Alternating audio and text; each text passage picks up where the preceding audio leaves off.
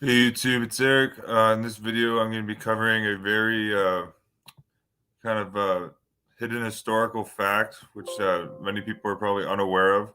But that was in 1934, the quote unquote Protestant British Navy gave an official gunboat salute to the Pope, at the Pope at that time being Pius XI. And this has a lot of implications because, of course, like many people around the world are living under the British Commonwealth.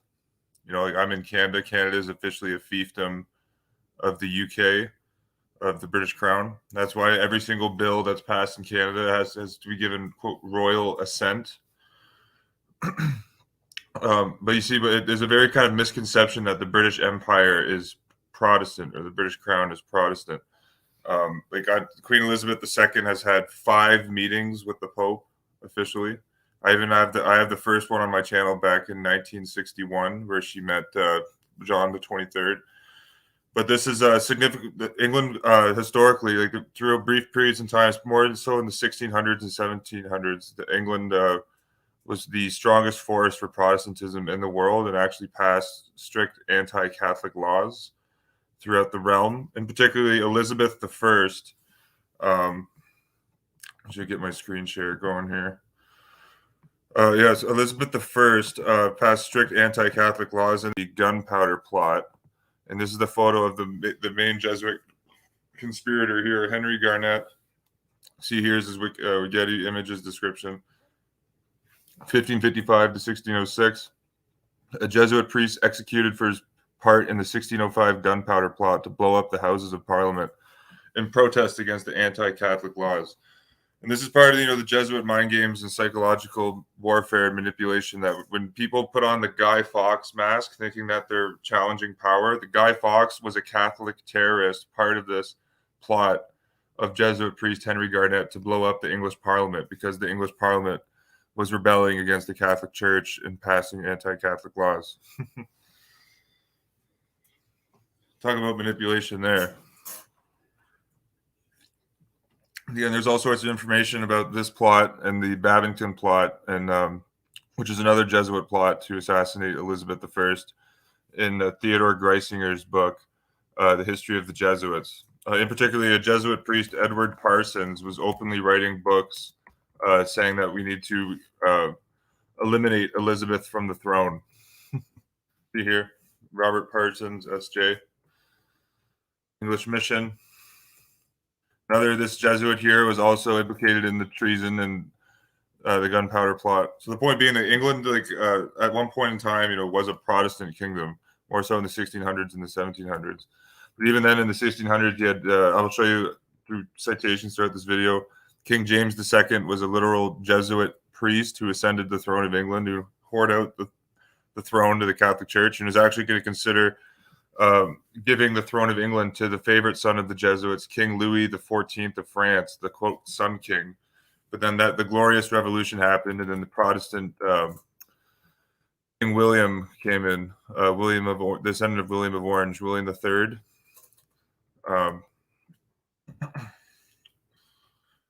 Yeah, so we're going to go into the history, though, of the gunboat salute that took place in 1934. Very, very hidden history. And the first citation, or the first book I'm going to be reading out of here, is Albert Close's great book, The British Protestant. In 1936, he wrote a book titled Jesuit Plots Against Britain from Queen Elizabeth to King George V. And he writes about this salute done by the British Protestant Navy. And again, we're going to be talking about the Act of Settlement. A law passed in the Act of Settlement in 1701 actually prohibited any British or any official to ascend to the crown or government of this realm in Ireland from being a Catholic. But that the Act of Settlement has been constantly violated. Currently, you have a Roman Catholic Prime Minister, Boris Johnson. Supposedly he's Anglican, but he was born Catholic, quote, converted to Anglicanism, married his wife in a Catholic church this year, and then has gone to see the Pope. And actually, very interesting, it was after Boris Johnson, Prime Minister of the UK, went to see Pope Francis that he announced a strict COVID lockdown, being told what to do from his masters. Yeah. Oh, your Warhammer. They subdued England with Victoria and George III. Absolutely. And I have the document on my website, and that's why in the official Paris peace treaty between the United States and Britain of 1783, King George III is referred to as the arch treasurer of the Holy Roman Empire, or arch treasurer of the Roman Empire. But this was so we're going to restart here with Albert Close here, and he starts by quoting a prominent British cardinal, Cardinal Manning, and this is what the Cardinal Manning said in 1859. He said, "England is the head of Protestantism, the center of its movements, and the stronghold of its power. Weakened in England, it is paralyzed everywhere." And you see, Protestantism has been totally conquered in England, and subsequently it has been conquered worldwide. Even you have a Roman Catholic queen right now, in the quote historically Protestant Netherlands. We continue, and that being Queen Maxima. We continue. Conquered in England, it is conquered throughout the world. Once overthrown here, all else is but a warfare of detail. That's what the British Cardinal Manning said in 1859. So this is now ever close as the first step in the surrender, and this is the first step in the surrender being referred to the British Navy giving the Pope a gunboat salute. But this is under the reign here of Edward the Seventh, and he was known as the quote. He's the eldest son of Queen Victoria. He was known as like the uncle of Europe. Like Victoria, Edward was related to practically all of the monarchies. Uh, the British monarch in power, though, when the Navy made the gunboat salute to the Pope in 1934, was George V. He was king of the United Kingdom, the British domains, and Emperor of India from May 10th until 1936. And he succeeded Edward VII. And very interestingly, Hitler's Pope, Eugenio Pacelli, all the way back in 1911, attended the coronation for King George V. And this is when he was the apostolic nuncio to Germany. Stationed there, Eugenio Pacelli, future Pius XII, in London for the coronation of George V. Just look at that. Actually, later in this video, I'm going to play a clip shortly after the Nazis were defeated in 1944. The Pope actually greeted the Allied troops in Rome and gave them kind of a blessing right after, backing the Nazi Reich, to the full extent. He, did a switcheroo and then gave his full support to the Allies. It was very interesting that he attended the coronation of King George V, who would then later in 1934 have his British Navy, the quote Protestant British Navy, give a gunboat salute to the Pope. And again, historically, the Britain has, especially in the 1600s and the 1700s, Britain did challenge a threat to the papacy, and that's why there was the gunpowder plot hashed against King James I. King James I, who succeeded the Protestant Elizabeth, James I upheld the anti-Catholic laws. And then under the realm of Oliver Cromwell, and you see Oliver Cromwell came in after the revolt against Roman Catholic King Charles I. Oliver Cromwell posed a significant threat to the papacy when he was in power. Also here, if you want another source, this year, Theodore Greisinger's Mysteries of the Vatican, written in 1864, has a lot of good history on the battle for Protestantism, or the Reformation versus the Counter-Reformation in England. Of course, the term Bloody Mary, which a lot of people are familiar with, comes from when Roman Catholic Queen Mary was Queen of England, and she brought the bloody Roman Catholic Inquisition back into the English realms. And she took power after the son of Henry VIII, Edward VI, died.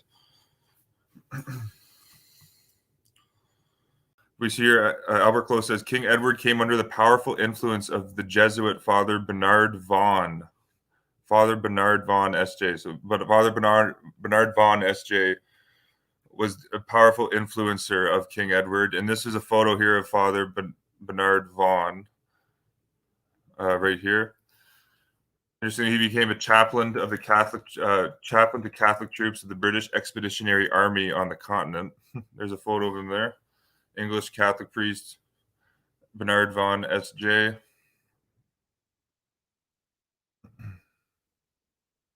He joined this, is educated by the Jesuits at Stonyhurst, became a member of the Society of Jesus.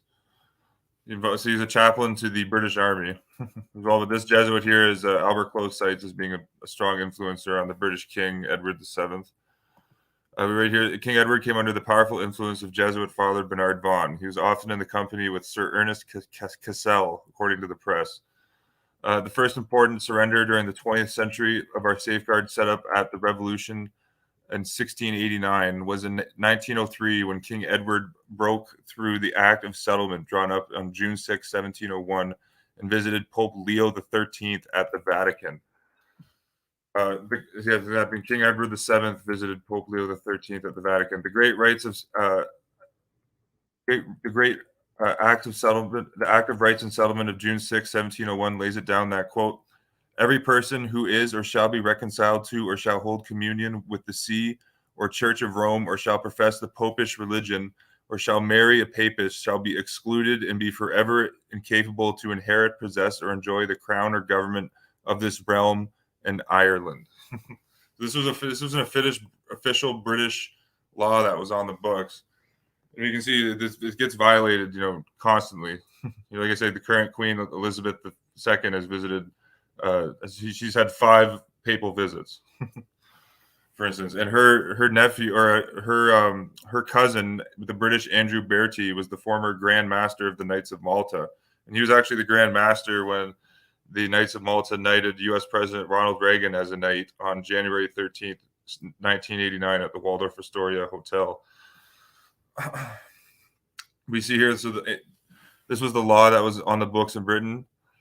I'm just going to repeat that again. Every person who is or shall be reconciled to or shall hold communion with the see or Church of Rome or shall profess the popish religion or shall marry a papist shall be excluded and be forever incapable to inherit, possess, or enjoy the crown or government of this realm in Ireland. Albert Close continues, the Act of Settlement was framed as a defensive measure and not out of malice or bigotry. The Protestant religion is based on the teaching of Christ as revealed in the New Testament. The Roman religion is the idolatrous religion of the old pagan priests of Baal and of the pagan Roman Empire, propagated under Christian names and titles. Cardinal Newman admits this. He gives a list of these doctrines and states that they were sanctified by the Church in his book Christian Doctrine, page 349, that being Cardinal Newman. Rome's idolatrous mass is not in the New Testament. The apostles never mentioned it. The old pagan mass was westernized in 492 AD by Gelasius, Bishop of Rome. Let me see here. And he says, the Marquis de Azeglio, an Italian statesman, warned the Protestant Earl of Shaftesbury in 1859 as follows, as quote, we have gotten rid of the Jesuits in Italy so far as human power can, but England is swarming with them. And before long, you will feel the effects of their presence. That was in the book here, Rome's Tactics by Dean Good. And then before this is the Great Betrayal. This is talking about the Protestant naval gunboat salute. This doesn't get talked about at all. This is like the total, it's symbolic that Britain is totally subservient to the Vatican, like totally. Like, are you effing kidding me? Albert Close here quotes just a Daily Express article on Mussolini and the Jesuits, and this is about Mussolini's Jesuit confessor, Father Pietro Tacci Venturi. This is just a little interesting excerpt. I'll read this. Again, this is from the Daily Express, February 9th, 1935. Vatican City, Sunday, September 1st, 1935. The Pope may intervene in the dispute between Italy and Abundantia. And again, that's where Italy launched a crusade into Ethiopia and just started, murdering all of the locals there, and conquered their natural resources. And but the Pope, of course, gave it his blessing. It was learned today that he is Mussolini, that he is expected to offer his friendly services toward averting the Pope. Sorry, it was learned today that the Pope, is expected to offer his friendly services towards averting a conflict between the two countries. It is believed that the Pope will offer these services to Signor Mussolini through the Jesuit Father Tacci Venturi, who is often consulted by Mussolini on important matters. And Venturi was Mussolini's confessor. We see here the Great Betrayal, 1934. Hey, how's it going, everyone?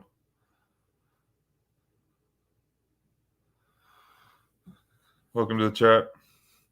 Yeah, I'm just actually. I know. I don't. Letty K. I know you're from Britain. I'm aware. I'm sure this I'm probably correct, but I'm sure this doesn't get talked about much in England. The how the British Navy gave the Pope a gunboat salute in 1934.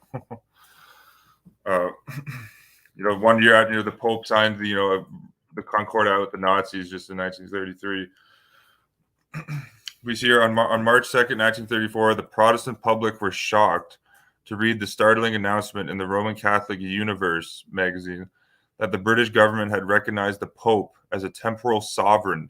The British government had recognized the quote Protestant British government, again quote, Protestant in air quotes, had recognized the Pope as a temporal sovereign and issued an order to the Royal Navy to salute him as a foreign sovereign in direct violation of the statute laws of Great Britain as set forth in the Act of Settlement after the Revolution in 1689 AD. The secrecy in which this order was made proved clearly that those in high places responsible for this order knew quite well that what they were doing, that they were doing something which was highly illegal.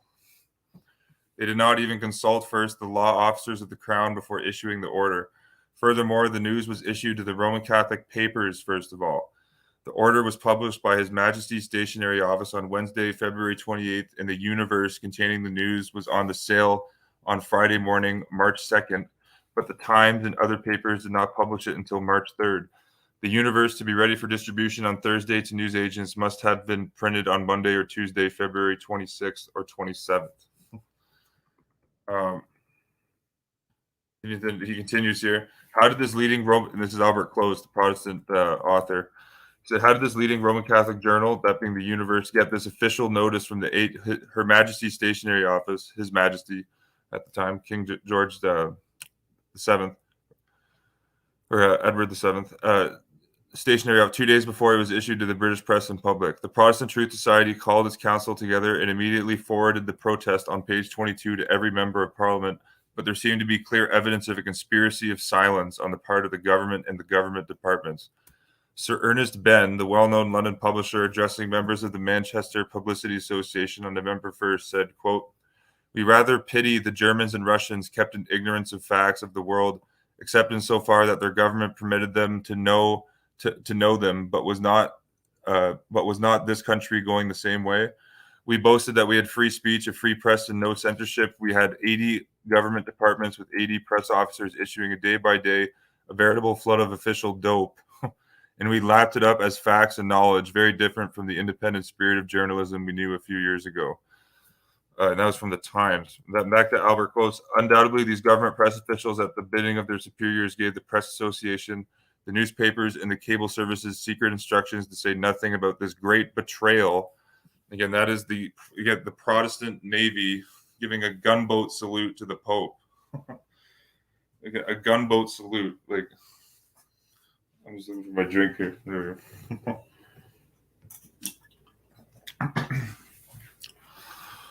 we go. Again, that little excerpt right there was from a press official, kind of, saying that, we're champions of free speech. Albert Close says, again, I'm just going to repeat that last part. Undoubtedly, these government officials, at the bidding of their superiors, gave the Press Association, the newspapers, and the cable services secret instructions to say nothing about this great betrayal. In the protests which were pouring into London against this flagrant violation of the Act of Settlement. The following protest and appeal was sent to all members of Parliament on March 15th, 1934 by the Protestant Truth Society, London. This protest was completely suppressed by the Press Association and the BBC. Whereas the BBC is totally Jesuit controlled, to this day. You see, as back in 1934, it was totally Jesuit controlled. The BBC was covering up the fact that the British Navy gave a gunboat salute to the Pope. It was sent to him by a special messenger on the same day. And again, actually, in Albert Close here, this is a fantastic book. I'm going to link all these sources in the description, but he actually links the Roman Catholic article from the Universe that you see here, Britain recognizes the Pope as a king, and I'm going to read that here. You see here, in the King's Regulations and Admiralty Orders amendments issued by His Majesty's Stationery Office on Wednesday, February 28th, 1934, the following orders appear. Again, this is quoting from the article here. And again, you see Friday, March 2nd, 1934, the Catholic Universe the Catholic newspaper, The Universe.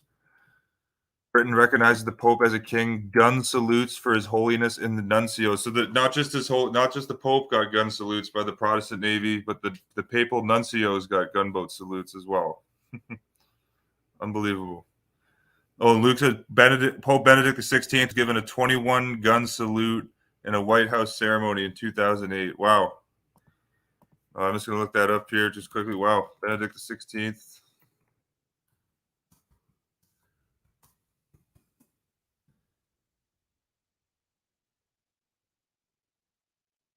Might have to dig deeper to find that just from typing it on JSugle.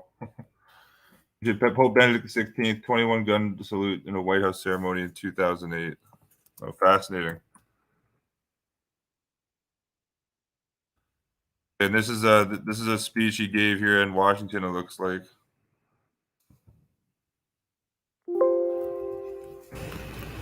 Oh, no, great information. I'm gonna have to look more into that. So you see, so they've been doing this for a long time. The Pope Benedict XVI gets a gunboat salute from the White House in 2008, and again, the United States is kind of has this phony label as being Protestant as well. And I've put out tons of information which shows that is totally ridiculous.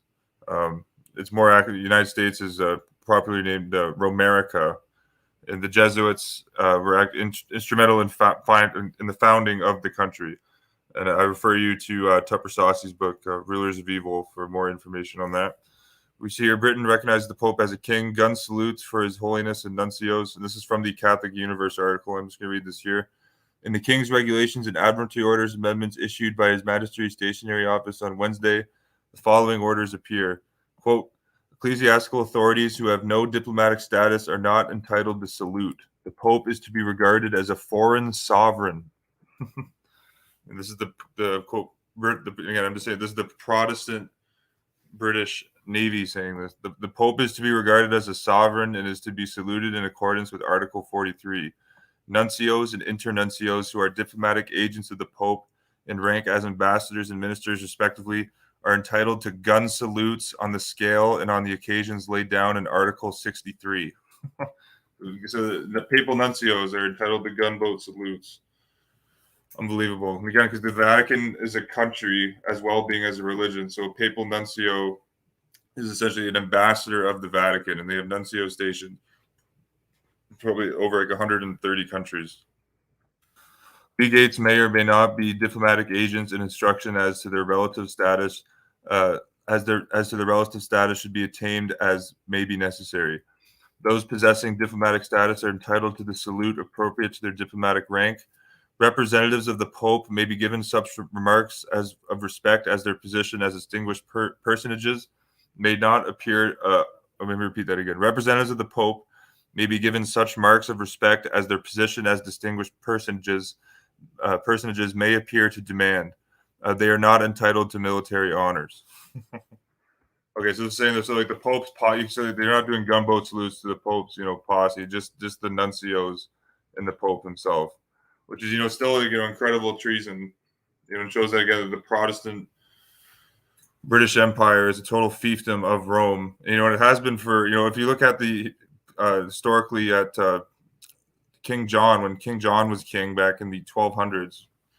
He actually surrendered the crown of England to the Pope. And here's actually a photo here from Alami. It's described as King John offers his crown, symbolic of the kingdom of Britain, to the papal legate. He receives it back as a papal fief, promising to pay tribute. And this is when Pope Innocent III. Pope Innocent III is in the U.S. Congress building on the wall as a plaque. You see there? And you can get information on this history in Peter J. Doiswick's book here, Romans, Customs, and Practices, the ex-Roman Catholic priest, Peter J. Doiswick. Actually, I drove all the way to Philadelphia, Pennsylvania to get the collection of his books just because there weren't in any libraries in Canada. And I found his first book, Catholic Victory, in 1960, a full book in a declassified CIA file. it was in a letter given to Alan Dulles, where the guy who sent Alan Dulles the letter was saying, what are we going to do about this book? We have to suppress it. I was very intrigued to get all the rest of Peter J. Doiswick's books. We see here that in 1209, Pope Innocent III excommunicated King John of England, and in 1212, the Pope declared the English king deposed and asked King Philip of France to invade the British Isles unless the king surrendered his kingdom to Rome and agreed to govern it as a papal fief. On May 5th, 1213, King John signed the British Empire over to the Pope of Rome. So when Queen Elizabeth was in power, these were reversed when the Protestant monarchs got in power. They reversed these prior laws from King John here, where King John gave over the entire British Empire to the Pope.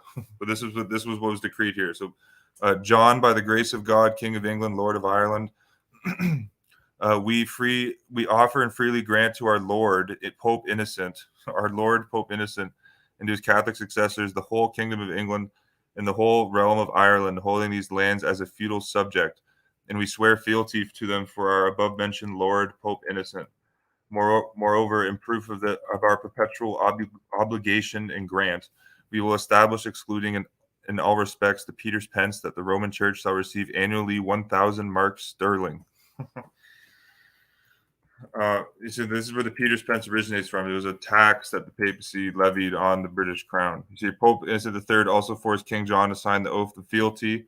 Quote, I, John, by grace of God, King of England and Lord of Ireland, from this hour forward will be faithful to the Roman Church and to my Lord, Pope Innocent, and to his successors. So help me God in these holy Gospels, May 5th in the 14th year of our reign.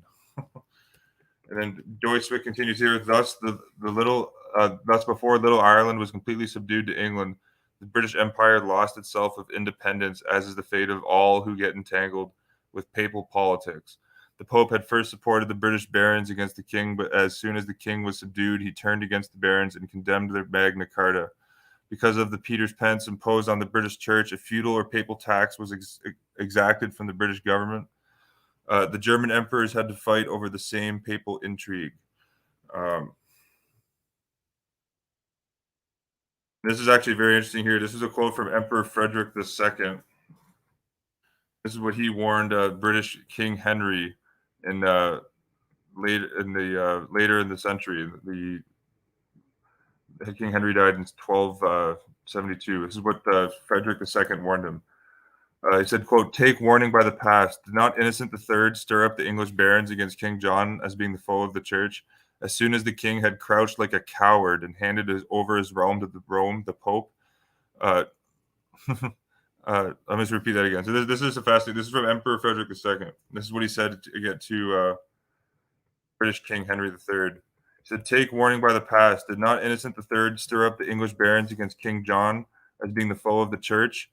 As soon as the king had crouched like a coward and handed over his realm to Rome, the Pope, who only hungered for the fat of the land, gave the barons up to misery and death. Unite yourselves then and overturn this unheard of tyranny, this danger common to us all. That's from the official government documents of Frederick II. And actually, this is very interesting because this is the same Pope that's actually in the U.S. House of Representatives. Your Pope Gregory IX. It's Gregory IX and Innocent III who are in the House chamber in plaque form. So your Pope Gregory IX tried to subdue the German emperor by excommunications and by refusing to crown him. Besides Peter's pence and papal taxes, this Pope collected fortunes by selling indulgences and dispensation. Emperor Frederick II in 1239 described, quote, the vicar of Christ as a person who, quote, who sits in his court like a merchant, weighing out dispensations for gold, himself signing, writing the bulls, perhaps counting the money, end quote.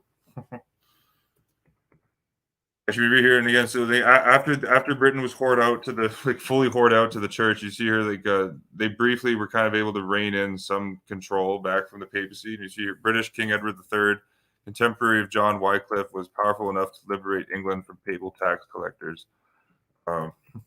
We see here, but two years after this gunboat salute, the British Inquisitor for the Church, Sir Thomas More, was actually, or St. Thomas More now, was canonized. This is actually very interesting because this is the same Pope that's actually in the U.S. House of Representatives. Your Pope Gregory IX. This is what Emperor Frederick II. This is And actually, he's actually one of, like, the founders of communism. His book Utopia here is kind of like a foundation, a foundational text for modern communism. And now, Saint Thomas More, quote unquote, he's the patron saint of lawyers. His grandson became the head of the Jesuits in England, Henry More, S.J. That's just, on top of the gunboat salute, Thomas More's canonization in 1936 is very symbolic of Catholic Church, taking full control of England. Um,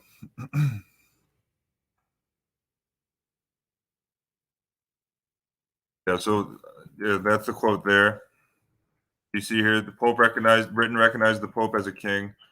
I got this also quoted some other places. This is from Sydney Morning Herald, an archive back from 1934. So they're actually covering here how Protestants were, kind of hopelessly or helplessly protesting against this. So here, salute to the Pope, new naval order. The British Navy order recognizing the Pope's temporal sovereignty was attacked at the Free Church of Scotland Assembly in Edinburgh, recently states the London News Chronicle. One minister said that if the Admiralty order requiring warships to salute the Pope or his representatives was retained, the Navy reservists from his district would mutiny. So I'm saying that they would resign. I would assume. The Assembly unanimously approved a resolution declaring that the order was a breach of the Constitution and an insult to the Protestants serving in the forces. I would say so. Repeat again. The Assembly unanimously approved a resolution declaring that the order was a breach of the Constitution and an insult to the Protestants serving in the forces. It will be sent to the Admiralty, the Prime Minister, and the Scottish members of Parliament. Mr. McCrae, in an impassioned address which moved the Assembly to frequent applause, said that the secrecy with which the order was made was significant. The public would have known nothing about it, he said, but for a question asked in the House of Commons. Neither Parliament nor the law officers were consulted. Oh, and this is also this is a wealth of information. This recent book I found here.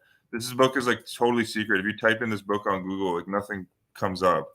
But I found this off of Library Genesis, Anglo-Vatican Relations, 1914-1939, confidential annual reports of the British ministers of the Holy See, edited by Thomas E. Hatchie. This book here, this is a book of collection of secret annual reports from the British ambassadors to the Vatican. This is a report here from Sir Charles Wingfield from 1934 in his annual report, where he references the naval salutes. And he mentions how the Pope was very pleased that the Protestant monarchy, the Protestant monarchy's navy gave him a gunboat salute.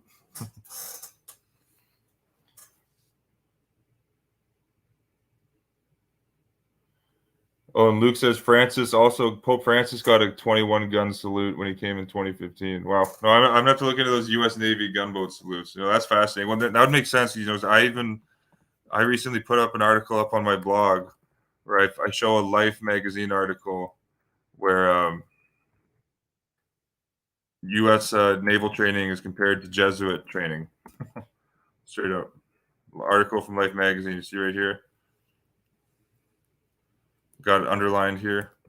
The Naval Academy gives one of the most scientifically planned vocational trainings of any educational institution in the world. It is not designed primarily to produce genius, but to turn out men with similar loyalties, habits of thought, and powers of leadership and character to command and, when necessary, fight the ships of the U.S. Navy. The training is as rigorous and uniform as that of a Jesuit. And we wonder why the U.S. Navy has a swastika-shaped U.S. naval base. When Hitler and Heinrich Hitler modeled the Nazi Party off of the Jesuits, and Himmler modeled the Nazi SS secret police off of the Jesuits. And that's admitted by none other than Nazi intelligence officer Walter Schellenberg. And I got that all cited here. You see Hitler, Roman Catholic.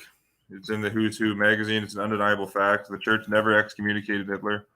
They supported him the whole way through. They had brief, petty arguments over the Nazis violating the Concordat, but that's about it. Which is this is back from the secret. This is back from the files of the British ambassador to the Holy See, Sir Charles. Let me get his name again.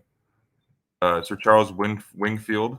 So he says here in his report in 1934, and again, this is the British ambassador to the Holy See. In March, acting under instructions from His Majesty's Principal Secretary of State for Foreign Affairs, Sir Robert Clive informed Cardinal Pacelli, Eugenio Pacelli, future Hitler's Pope. Sir Robert Clive informed Cardinal Pacelli in an official note that the question of the firing of naval gun salutes in the honor of ecclesiastical authorities had been under consideration by His Majesty's government in the United Kingdom, and that had been decided that the only ecclesiastical dignitaries henceforth to be saluted were His Holiness, the Pope, as sovereign head of a state, and his representatives abroad, by reason of their diplomatic as distinct from their ecclesiastical status. The note went on to state that the Pope, as chief of a state, would accordingly, should occasion arise, be given the regulation salute of 21 guns. So it's a 21 gun salute. So just like the salute that Jesuit Pope Francis and Pope Benedict XVI got from the U.S. Navy, this British naval salute to Pope Pius the 11th was 21 guns. Wow. Nuncios and internuncios, who are diplomatic agents of His Holiness in rank, the former as ambassadors and latter as ministers, would receive salutes of 19 guns and 17 guns, respectively. So 19 guns to nuncios. Wow. And 17 to internuncios. Or 17 to papal legates. Wow. Papal legates possessing diplomatic status would be given, quote, the salutes appropriate to their diplomatic rank, while representatives of His Holiness without diplomatic rank, though not entitled to salutes or military honors, be accorded such marks of respect as their position demanded. Wow. So you see here, point 15. This is where you see the Pope was was pleased. From the reply addressed to Robert Clive by the Cardinal Secretary of State, in which mention was made of the Pope's gratitude to the competent authorities, who by their action had, quote, given a fresh mark of their deferent sympathy to the Holy See, end quote. It was clear that the decision of His Majesty's government had given a real pleasure in the highest quarters at the Vatican. Repeat that again. This is coming from British internal government files here. It was clear that the decision of His Majesty's government had given real pleasure in the highest quarters at the Vatican. Oh. At this time too, and actually this happened here with the coronavirus, but England was given over to Mary in the 1300s, but I think with the boy king Richard the Third, I believe. I'll pull up further citation on that after. But England became known as the Dowry of Mary at one point throughout history, and this is mentioned here in a 1935 report here by the British ambassador to the Vatican. Here's the Pope concluded his allocation by giving a very special blessing to England. The Pope gave a special blessing to England and to all of the British Empire. He said that it was not without profound emotion that in the name of these two martyrs, he called down God's benediction on the country, which had once been known as the, quote, Dowry of Mary and the patrimony of St. Peter. The sacrifice of the martyrs had already led to a revival of the faith in England and to the realization of Newman's prophecy as to a second spring, and he prayed that this spring might be rich in fragrance and in flower. And just one more thing I just want to show you here from before I go to the next source, is that the founder of the Boy Scouts actually met with the Pope in 1933. Very fitting. Just look at the Boy Scouts basically, went bankrupt, last year and the year before from the overwhelming amount of pedophilia cases. Of course, the Roman Catholic Church has the most or the biggest, pedophilia racket in the world. I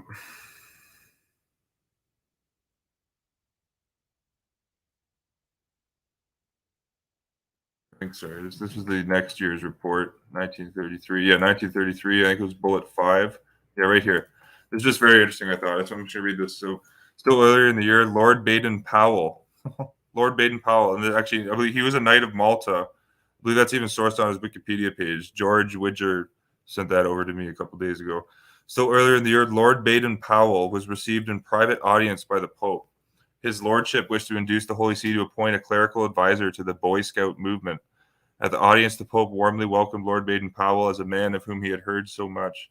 His Holiness, while praising the Boy Scout movement as a magnificent work, they do magnificent work. They sexually abuse little boys routinely. Great job, Boy Scouts, says the Pope. While praising the Boy Scout movement as magnificent work, which had his fullest approval, Pope Pius XI gave the Boy Scouts its fullest approval. He declined, however, to appoint a clerical advisor to the movement.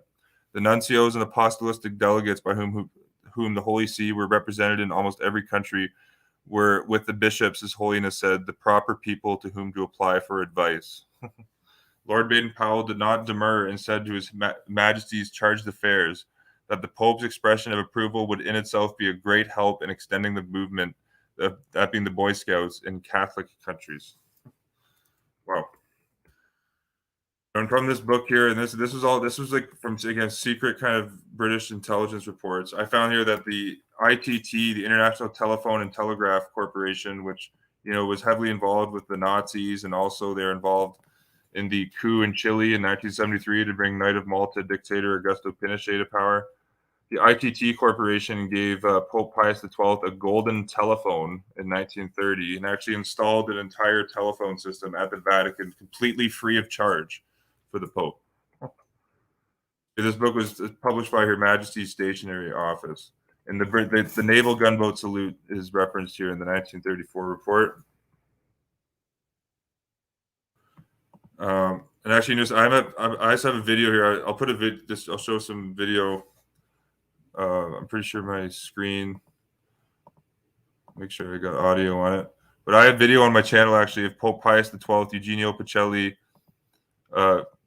honoring the Allied troops in Rome after in 1944, after the fall of the Nazis. The Pope was fully backing the Nazis. It was only when it became apparent that the Nazis were going to lose the war that then he came over to the Allies side. Clever politician, Pope Pius is. Here, Pope in this broadcast, though, he honors he mentions the British Sir Thomas More and Thomas Becket, who were canonized. Pope Pius gives audience to Allied soldiers for the first time since the war. And this is just amazing, and this is right after he's backed Adolf Hitler, unbelievable. The Allies had just fought a war against the Nazis, and here's the guy who was supporting the Nazis and now supporting them. Began. The Pontiff already had given thanks that Rome had been spared the ravages of battle. And here he meets. And Dwight Eisenhower, President Eisenhower's memoirs, Crusade into Europe. Crusade into Europe. Who does the Crusades? Eisenhower said that it was the U.S. military's top priority to protect the Vatican during World War II. Eisenhower's own words in his book. Meet some 4,000 fighters who freed the Italian capital from Nazi tyranny. The same Nazi tyranny which this Pope Pius XII had supported. His Holiness was carried to the throne, giving the troops his blessing as he passed. It was an event such as Rome had never before. Again, these are primarily British and American troops here. Witnessed. Linguist and obviously Canadian troops, Australian troops, etc. Traveler, Pius spoke to the troops in English.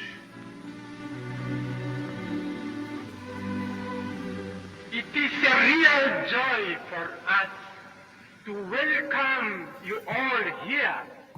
Well, actually, Pedro, and the cornerstone for Pentagon laid on September 11th. And I'm going to finish this clip here by Pius the 11th. But there's a Knight of Malta and a Jesuit-trained Jesuit-trained architect, John McShane, who designed the Pentagon building. I document that all right here. This article titled "Knight of Malta, Jesuit-trained John McShane designed the Pentagon building, U.S. military headquarters." Because the U.S. military is the sword arm of the Roman Catholic Church. This year, the British military also. That's why they're doing the crusade into Iraq. It was primarily the U.S. and Britain. Roman Catholic Tony Blair brought the U.K. into the crusade into Iraq and Afghanistan. Of course he did, committing treason. Of course, George W. Bush the quote Protestant president said he saw God in the eyes of Pope Benedict XVI. What a joke. And the historians continue to label him as being Protestant, which is I'd say almost scandalous. But we continue here. Within the very own home of the common father of Christendom, your presence naturally recalls to our minds the very pleasant days we had once the privilege of passing in the great capital of the British Empire. But it also summons up other memories of those heroes of the faith. Memories of the heroes of the faith. This is where he brings up the Inquisitor Sir Thomas More, now a saint. And again, he was made a saint at the height of fascism in Europe in 1936.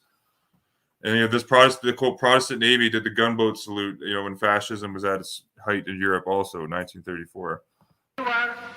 And the Saint Thomas Becket. You see Sir Thomas More? Saint Edward and the Saint Thomas Becket. Saint John Fisher and the Saint Thomas More, who shed a supreme and unfading glory on your country. So St. Thomas More shaped a supreme glory on your country. He was a fucking inquisitor, pardon my language. A supreme and unfading glory on your country. Unbelievable. To their protection, we commend you all. You know very well, you have had an experience now. So as you see that, that's just, incredible. And this is right after Pope Pius XII was, fully, giving the Axis powers his full support. And now he's blessing the Allied troops in Rome. The papacy is, really treated like they're God Janus, they're two-faced. Clarify though, Hitler's Pope Eugenio Pacelli, and again, I have this book on my archive.org here. I'll link it in the description, in the description box of this video. But this was a Catholic author here who wrote this great book titled "Hitler's Pope: The Secret History of Pius XII." And we learned at the beginning of this video here that Pius XII, while the papal nuncio, was actually at the coronation of the British quote Protestant King George V, who had his British Navy give Pope Pius XI a naval gunboat salute.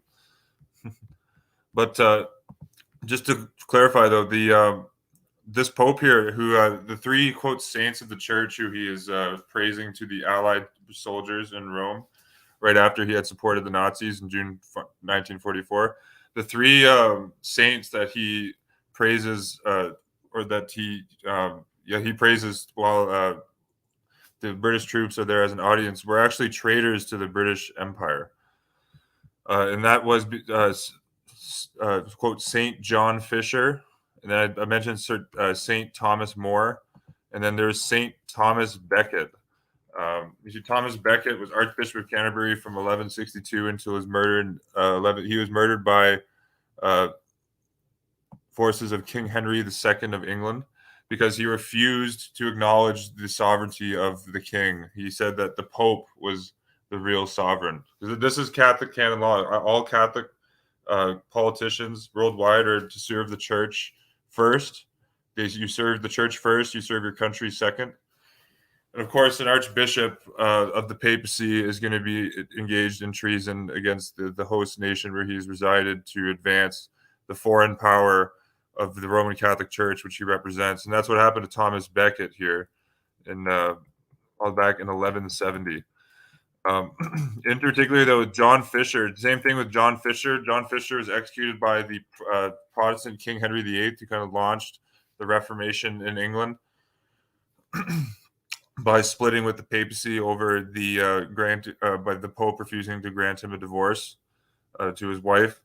But Fisher was executed by Henry VIII during the English Reformation for refusing to accept Henry as the supreme head of the Church of England and for upholding the Catholic Church's doctrine of papal supremacy. And I'm going to show you a quote here from Albert Close's book, Jesuit Plots Against England, that I've been reading out of throughout this video that show that John Fisher is actually plotting to have the Spanish army invade England and conquer it for the Pope.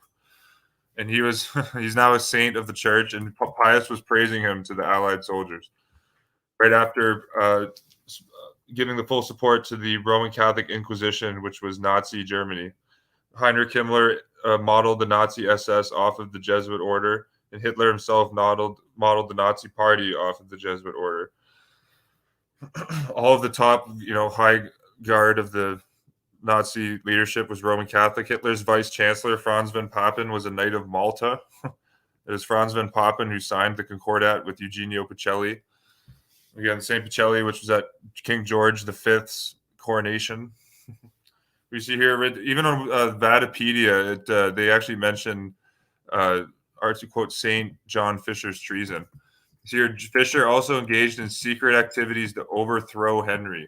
And that's been a long, theme throughout, English history. The Jesuits concocted the Babington plot to eliminate Protestant Elizabeth, and then they concocted the Gunpowder plot in an attempt to eliminate James I, who was a Protestant king, although James I had a Roman Catholic wife, but James I upheld the anti-Catholic laws that Elizabeth had passed, and both the Babington plot and the Gunpowder plot failed, and the Jesuit treason in both of those plots became common knowledge at the time. And it's documented by historians. It's just been lost in today's in quote unquote information age. You see here, in September 1533, Fisher was communicating secretly through the imperial ambassador Eustace Chappus.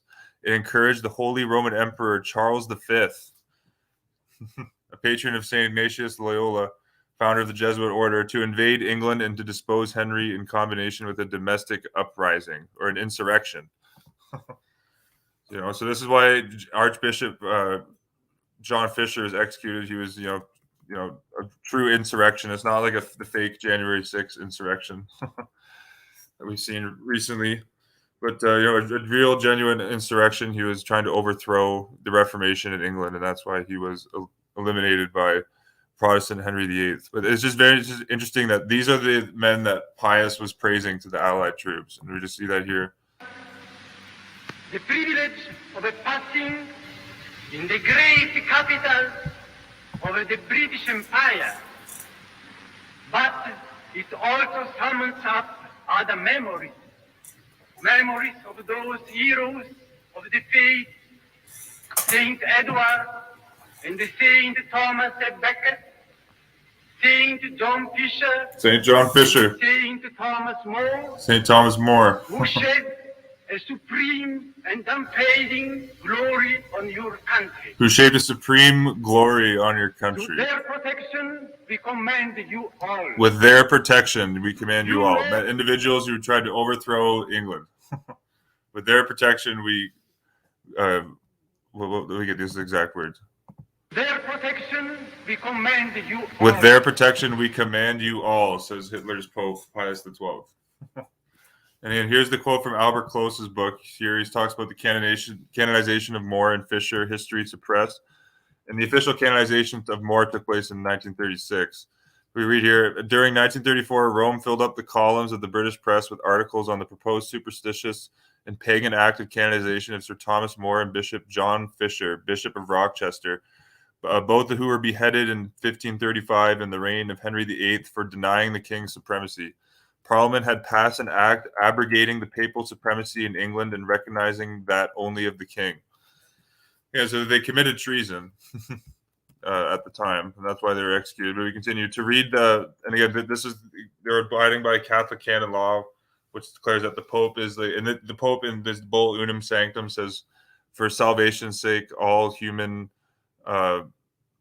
beings must be subject to the Pope. That's paraphrased, but you could read the Bull Unum Sanctum. The Pope declares that the whole world is his fiefdom. And England, of course, would fall into that. But to read the Times, the Daily Telegraph, and other leading British papers on More and Fisher, one would have thought that these great papers were being edited by Roman Catholic priests who had just stepped out of the Dark Ages. Little doubt that the Roman Catholic and Anglo-Romanist sub-editors were behind this disgraceful, superstitious propaganda, and probably a plentiful supply of Vatican gold out of Mussolini's $19,200,000 gift to the Pope in 1929. That's, of course, when the Lateran Treaty was signed, officially creating the modern Vatican city nation state. We continue. Replies, before that it was the Papal States, but replies refuting these articles were almost always suppressed by these editors and sub-editors who must have been either Roman Catholics or Anglo-Romanists. Every great daily journal suppressed the true state paper history of these two men. But we continue here. This is a photostat of printed papers of the dispatches of Spanish envoy Chapras at the court of Henry VIII to his master, the Emperor Charles V, at Vienna, dated September 27th, 1533, and October 10th, 1533.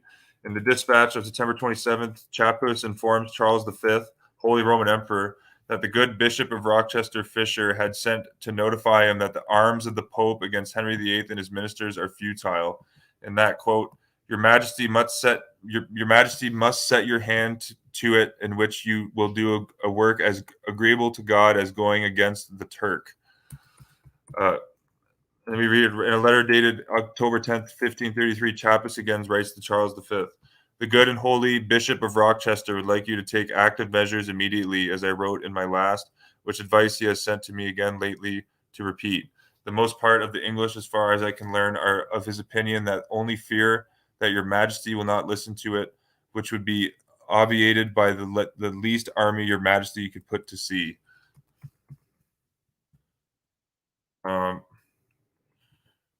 These dispatches were compiled from the copies in the Vienna archives by Dr. James Gardner, Assistant Keeper of Public Records Office in London, and printed by His Majesty's government. The Spanish copies are in the calendar of the Spanish State Papers, Volume 4, 1531-33, edited by Don Pascal de Gallanos. Professor A.F. Pollard, late of London University, and Dr. G.G. Goulton of Cambridge both state in their published works that Bishop John Fisher was a traitor, urging the Spanish emperor to invade England 2 years before his execution in 1535. So I'm going to finish it off there. But you see, the point being that these were traitors to Britain that Pope Pius XII, Hitler's Pope, is praising to British soldiers in Rome after they just had defeated the Nazis, which again the Pope had supported. And I'll link this article here. And you see Thomas More. I mentioned he was Inquisitor. This is a great article here. Thomas More, Inquisitor, torturer, killer, and saint. Again, More was beheaded for refusing to acknowledge the authority of King Henry VIII, which was the law in England. They outlawed popery at that time. And he being a devout Roman Catholic, Sir Thomas More refused to acknowledge the authority of Henry VIII, and he said that the Pope is the supreme ruler in England.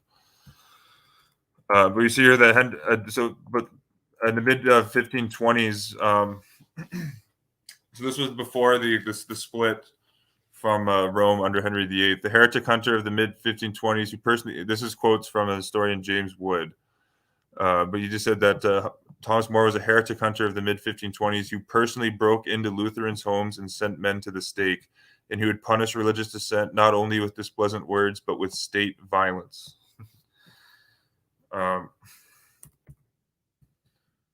Again, a great example of this, of how, like, when Catholic sovereigns historically have been in power in Britain, that they serve the Pope. Albert Close, numerous examples in this book. If you go to page 148, 149, you can read about how when Catholic Charles I was in power, he gave a naval fleet of British ships from the Royal Navy to the Roman Catholic Cardinal Richelieu of France to enable to help him capture a Protestant Huguenot stronghold, La Rochelle, and that was successful with the help of the treason of Roman Catholic British monarch Charles I. Very interesting. James I actually had promised the ships to Cardinal Richelieu before his death and had signed the contract. I think that has to do with the influence of his Roman Catholic wife. And of course, Charles I, the Roman Catholic sovereign, was the son of James I.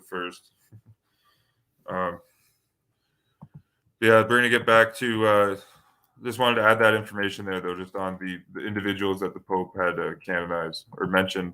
All these individuals are canonized, but the Pope was praising these individuals to the Allied troops in Rome. Yeah, the volume was kind of iffy, but I said some of his key points there, but yeah, you can watch the video on my channel. The volume it's from a United News broadcast from like 1944, so the audio is a little iffy. Uh, but just kind of some more history though. Just I was reading at the very beginning of this video, Albert Close referenced the uh, laws of settlement. Again, we see here for the Acts and Rights of Settlement, June 6, 1701. We see here that in England, every person who is or shall be reconciled to or shall hold communion with the see or church of Rome or shall profess to the Popish religion or shall marry a papist shall be excluded and be forever incapable to inherit, possess, or enjoy the crown or government of this realm in Ireland. And we see, and that law was put into practice, though, because you had, right before this law was put into practice, you had a Roman Catholic King James II on the throne of England. And this book here in 1886 by the British government official Lord Robert Montagu. Lord Robert Montagu accuses King James II of being a Jesuit, or he shows the sources. Literally, King James II was an ordained Jesuit. So we read here, and this is in Lord Robert Montagu's book, Recent Events and Their Clue to Solution, a clue to their solution, page 2 and 3. It says, quote, another historian, Armand Carroll, wrote in 1827 a book on the counter-revolution in England. It was translated into English and published by Bogue in 1846. Carroll traces the action of Tyrconnell, and this is Lord Tyrconnell in the cabinet of James II, directly to the Jesuits, and he wrote with the papers of the French Foreign Office at his command. To the Jesuits, he ascribes great power during the reign of James II, Catholic James II, because James, quote, never ceased to conspire with them, the Jesuits. The orders which he dictated to the council were those which the directors of his conscience had previously sanctioned. These were the true ministers who had practical cognizance of all public affairs throughout the obscure medium of their police, which everywhere superintended and influenced the authorities high and low. There was, in fact, a secret government or a deep state. There was, in fact, a secret government in the reign of James II, which overrode the real government of the country. And this was the need to pass the anti-Catholic laws in 1701 after William and Mary came into power, who were Protestants. Even the courts of justice were prostituted and made the mere engines of the well-known revenge and spite of the Jesuits against all those who had thwarted their projects or passed censures on their acts. And I talked about earlier in this video, during the realm of Elizabeth I, there was like a strict, anti-Catholic atmosphere in England, and you actually had Jesuit priests were arrested and executed for committing treasonous acts against the crown. We continue here, though, from Lord R. Montagu. Such a state of things might be, in one respect, be more easily brought in about those days than in these. For as we learned from certain letters from the Jesuits at Liege to the Jesuits at Freiburg, which had been intercepted in Holland and sent over to England, that James II had been received as a member of the Society of Jesus, and he had vowed that the interest of the society should be his one end and aim, and that he would complete the conversion of the three kingdoms, or else earn a blessed martyrdom in the attempt. Nor was it necessary for him to go abroad every Easter to make his confession and obtain advice from his Jesuit superiors, for Jesuits and crypto-Jesuits in plenty had been placed about him, and he had a Jesuit confessor and spiritual director. That was Father Edward Petrie, who is a Jesuit priest who is actually the chairman of the English Privy Council while being a Jesuit. You see, oh. Separation of church and state, right? Yeah, but this is in a time when England was, the 1600s, earlier that century, England was, passed strict anti-Catholic laws, and the Jesuits, being an insurgency and being chameleons, they kind of they weaned their way back into the British kingdom.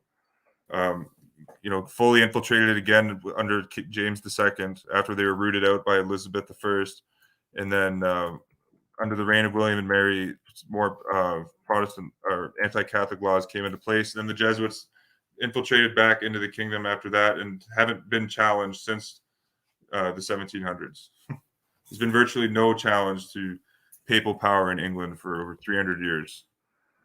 The only real challenges to papistry in England came in, again, the 1600s and the 1700s. In 1686, and then we read here, though, just for instance, actually, I'll read this whole. So this was a minister in King James II's government here, Lord Tyrconnell. In 1686 and 1687, Lord Tyrconnell pushed forward with all the energy of his character that part of the Jesuits' plan, which consisted in turning Ireland into one vast camp. He took the ancient charters from the towns so that there might be no law in Ireland but such as he approved. He put an end to the corporate bodies and dismissed all of the Protestants who had been employed under the Duke of Ormond. So again, this was a plot under James II to root out all Protestant influence in Ireland, to make Ireland a fully Catholic independent country, which the Jesuits achieved in 1922. That's topic of a whole other video. Or the Easter Rebellion and the Easter Revolution in Ireland. Continued, by various acts of cruelty, he, Lord Tyrconnell, managed to worry out and extirpate the Protestant landlords so that he might have at his command a Catholic Ireland to assist King James II if a struggle should ensue between the Catholic throne and Protestant England. In 1687, King James II entertained the intention of leaving his crown at the disposal of Louis XIV of France, who had a Jesuit confessor and was a willing tool of the Jesuits. We had a couple of Louis XIV confessors. We had Francois de la Chaise, S.J., and Michael Letellier, S.J. Of course, Louis XIV revoked the Edict of Nantes, which gave Protestants freedom of worship rights in France and its colonies. So this the background being that this is why the anti-Catholic laws were passed in England after the realm of James II, because James II was completely whoring out the kingdom to the Catholic Church. But we see here the Catholic Church has fully re-infiltrated the quote Protestant British crown, and that's seen, as I've covered in this video, how in 1934 the quote Protestant Navy gave a gunboat salute to the Pope, as we've seen earlier in the video. And there's just one more article that I wanted to cover. This was kind of interesting. This was written by a former British ambassador to the Holy See, Nigel Baker. He just wrote this little blurb in 2014 here. Britain and the Holy See, the royal connection. There's Dame of Malta, quote, Protestant sovereign, secret Catholic, Elizabeth II. And then that's just kind of like a bastardization, because again, Elizabeth I was like a real Protestant sovereign who rebelled the papacy, and then there's Elizabeth II as a total fraud. Here's Elizabeth II with Pope Benedict XVI there. This is what Nigel Baker says here. He was the former, from 2011 to 2016, British ambassador to the Vatican. He says, "It is great news that the Queen and the Duke of Edinburgh will meet Pope Francis at the Vatican this year in April. It will be Her Majesty's 5th visit to the Vatican and the 7th occasion on which the Queen has met a reigning Pope." 7th occasion. Her Majesty, of course, met Popes John Paul II and Benedict XVI in 1982 and 2010 during their respective visits to the United Kingdom. Her own visits to Rome led to audiences at the Vatican with Pope Pius XII in 1951, when the Queen was still Princess Elizabeth, Pope John the 23rd in 1961. And actually, I have that video on my channel. I'll just show you that here. Yeah, this is from a newsreel back in 1961. Royal visitors arrive at the Vatican for a visit to Pope John the 23rd. The Swiss Guard salutes Queen Elizabeth and Prince Philip, the first reigning British monarch to call at the Vatican in nearly 40 years. And I said earlier in this video, King Edward VII, who had a Jesuit as his close confidant, Father Edward, or Father Bernard Vaughan. Edward VII went to see the Pope in 1903. We go back here to... Her Majesty is titular head of the Church of England, and with this visit, following that of the Archbishop of Canterbury, closer ties between the two great religions may result. Closer ties may result. Well, I'm sure closer ties resulted when the Navy gave the Pope a gunboat salute in 1934. The Queen wears the customary black gown and veil with tiara, And after the Pope greets members of the royal party, he confers privately with the Queen for a half an hour. The Pope does declare publicly that relations between Britain and the Vatican have never been stronger. They've never been stronger.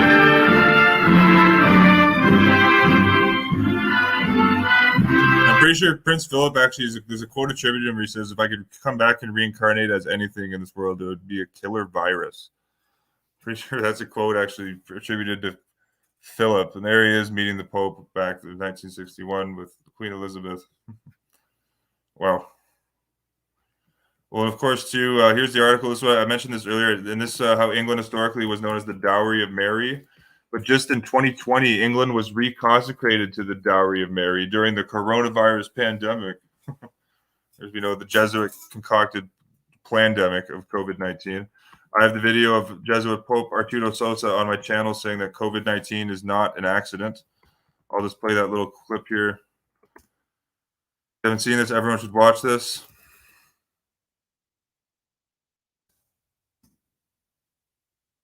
If you type Jesuit Black Pope on my channel, you see Black Pope declares New World Order. Jesuit Superior General announces COVID-19 as the flow to the new WO. This is where Arturo Sosa says that COVID-19 is not an accident. Really don't forget that this is not also an accident. It's not an accident, the COVID. Really don't forget that this is not also an accident. It's not an accident, the COVID-19. Right there, he's telling you. Really don't forget that this is not also an accident. It's not an accident, the COVID-19. Oh. It's the fruit of a way. It's not an accident, eh?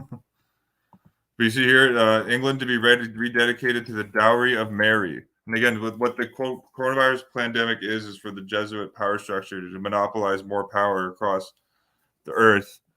Long story short, so we're seeing here England is being rededicated to the Dowry of Mary, and not just England. This article mentions that other countries in Europe are doing this also. You see here on March 25th, 2020, Ireland, Spain, and England, including Ireland, Spain, and Portugal, including England, consecrated their countries and peoples to the Virgin Mary, seeking her protection during the pandemic. The rededication of England, however, has been in the planning since 2017. The rededication of England to Mary has been in the planning since 2017. The event now takes on a new dimension as England and her people are once again dedicated to Our Lady amidst turmoil and uncertainty. Everyone should check out this article here. But England has officially been reconsecrated to the Virgin and is now known as the Dowry of Mary. And again, you see England was first dedicated to Our Lady, the Virgin, by King Richard II, the Boy King, in 1381. England will once again be dedicated as the Dowry of Mary on Sunday. Well, here's a photo here, the Wilton Diptych showing Richard II presented to the Virgin and the Child by his patron saints. And here's Pope Francis, Jesuit Pope Francis blessing the new image of Our Lady of Welsingham. Right there. And again, this is supposedly a Protestant, British Empire. Of course, this is Mary's wife. The current Prime Minister Boris Johnson recently married his wife in a Catholic church. See there?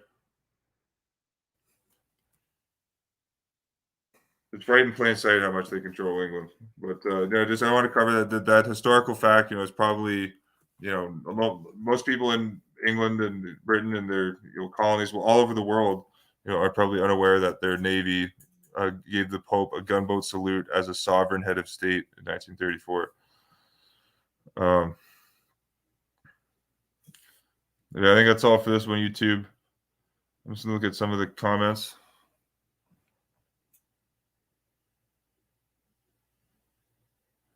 Well, absolutely, yeah, absolutely, Peter. And actually, they did that in the American colonies for a bit too. It was actually, very interestingly, it was George Washington who ordered that the Continental Army stop doing this. But the Continental Army also used to burn images of the Pope on November the 5th in effigy to remember the failed Jesuit Roman Catholic plot to burn down the British Parliament under the reign of Elizabeth, and that being the gunpowder plot. No, great point. They don't do that in England anymore, but absolutely, historically in England, more so in 1700s, 1600s, and even 1800s, Protestants would burn images of the Pope on November the 5th, but that does not happen anymore.